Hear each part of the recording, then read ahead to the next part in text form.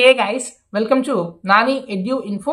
ఈ వీడియోలో మనం వచ్చేసరికి B pharmacy first year second సెమిస్టర్లో ఉన్న బయోకెమిస్ట్రీ సబ్జెక్ట్ నుంచి సెమ్ ఎగ్జామ్కి ప్రిపేర్ అవ్వాల్సిన ఇంపార్టెంట్ క్వశ్చన్స్ లిస్ట్ ఏంటి అనేది క్లియర్గా అయితే యూనిట్ వైజ్ అయితే డిస్కస్ చేసుకుందాం. సో వీడియోని ఎక్కడా స్కిప్ చేయకుండా ఎండ్ వరకు చూడండి. మన ఛానల్ని ఎవరైనా సరే కొత్తగా చూస్తుంటే ఛానల్ని ఇప్పుడే సబ్స్క్రైబ్ చేయండి, ఎందుకంటే బీ ఫార్మసీ ఎగ్జామ్కి సంబంధించిన ఇంపార్టెంట్ క్వశ్చన్స్ చాలా అయితే రాబోతా ఉన్నాయి. నెక్స్ట్ ప్లీజ్ వీడియోని అందరూ లైక్ చేయండి. మీరు లైక్ చేయడం ద్వారా మన వీడియో ఇంకొంతమందికి అయితే రీచ్ అవుతుంది. ఇంకా వీడియోలోకి వెళ్తే మనం ఇక్కడ చూసుకున్నట్టయితే బయోకెమిస్ట్రీ సబ్జెక్ట్ నుంచి మనకి ఓవరాల్గా 5 యూనిట్స్ అయితే ఉన్నాయి. సో ఈ 5 యూనిట్స్లో నేను జస్ట్ 20 క్వశ్చన్సే చెప్తాను. ఈ 20 క్వశ్చన్స్ మీరు ప్రిపేర్ అయితే మినిమం మీరు ఎగ్జామ్ 75 మార్క్స్కి రాస్తే 60+ మార్క్స్ గ్యారంటీగా అయితే వస్తాయి. సో ఇప్పుడైతే ఆ 20 క్వశ్చన్స్ ఏంటి అనేది యూనిట్ వైజ్గా స్టెప్ బై స్టెప్ అయితే చూద్దాం. ఫస్ట్ యూనిట్ 1 చూసుకున్నట్టయితే మీరు ఇక్కడ ఓవరాల్గా 4 ఇంపార్టెంట్ క్వశ్చన్స్ అయితే ప్రిపేర్ అవ్వాలి. యూనిట్ 1లో మనకి మళ్ళీ 2 సబ్ పార్ట్స్ అయితే ఉన్నాయి. ఒకటి బయోమాలిక్యూల్స్, రెండోది బయో ఎనర్జెటిక్స్. సో ఈ బయోమాలిక్యూల్స్ నుంచి మీరు 2 క్వశ్చన్స్ చదవాలి. ఒకటి కార్బోహైడ్రేట్స్, రెండవది ప్రోటీన్స్. నెక్స్ట్ బయో ఎనర్జెటిక్స్ కూడా మీరు 2 క్వశ్చన్స్ చదవాలి. ఒకటి సైక్లిక్ ఏఎంపీ అండ్ ఏటీపీ, రెండవది ఎంట్రోపీ ఎంథాల్పీ. సో ఈ 4 క్వశ్చన్స్ని మీరు యూనిట్ 1 నుంచి అయితే ప్రిపేర్ అవ్వాల్సి ఉంటుంది. నెక్స్ట్ యూనిట్ 2 చూసుకున్నట్టయితే ఇక్కడ కూడా మీరు 4 క్వశ్చన్సే చదవాలి. దాంట్లో మనకి మళ్ళీ 2 సబ్ పార్ట్స్ ఉన్నాయి. ఒకటి కార్బోహైడ్రేట్స్ మెటబాలిజం, రెండవది biological oxidation. So first carbohydrate మెటబాలిజంలో చూసుకున్నట్టయితే ఇక్కడ మీరు 3 క్వశ్చన్స్ అయితే మెయిన్గా చదవాల్సి ఉంటుంది. దాంట్లో ఫస్ట్ వన్ గ్లైకోలైసిస్. ఈ గ్లైకోలైసిస్ని మీరు ఒక సైకిల్ చెప్పి ఉంటారు, సో ఆ సైకిల్ని వేయాల్సి ఉంటుంది. నెక్స్ట్ వచ్చేసరికి సిట్రిక్ యాసిడ్ సైకిల్. ఈ సిట్రిక్ యాసిడ్ సైకిల్ని మనము టీసీఏ సైకిల్ అని కూడా అంటాం, కాబట్టి మిస్ అవ్వద్దు. సో ఇది second question. Next third one వచ్చేసరికి బ్లడ్ గ్లూకోజ్ లెవెల్ రెగ్యులేషన్. ఈ 3 క్వశ్చన్స్ని మీరు కార్బోహైడ్రేట్ మెటబాలిజం నుంచి అయితే ప్రిపేర్ అవ్వాల్సి ఉంటుంది. నెక్స్ట్ బయోలాజికల్ ఆక్సిడేషన్ నుంచి ఒకటే question, ETC electron transport chain along with oxidative phosphorylation gun shot 10 marks question guarantee.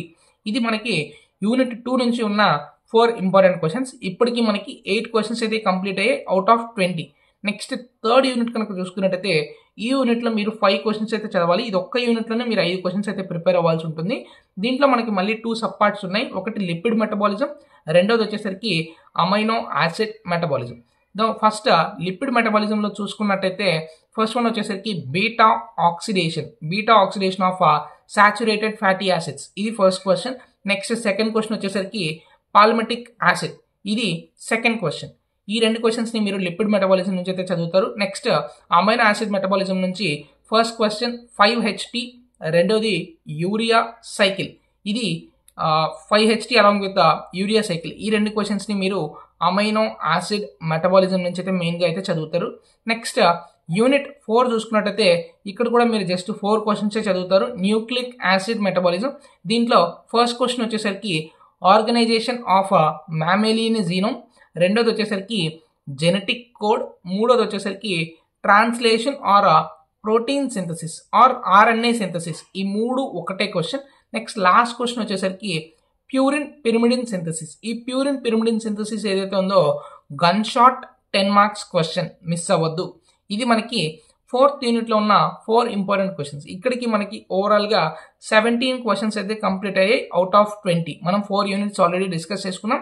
Next last unit కనుక చూసుకున్నట్టయితే ఎంజైమ్స్. ఇక్కడ మీరు జస్ట్ 3 క్వశ్చన్స్ చదువుతారు. 3లో గ్యారంటీగా 2 క్వశ్చన్స్ అయితే మీకు ఎగ్జామ్ పేపర్లో ఉంటాయి.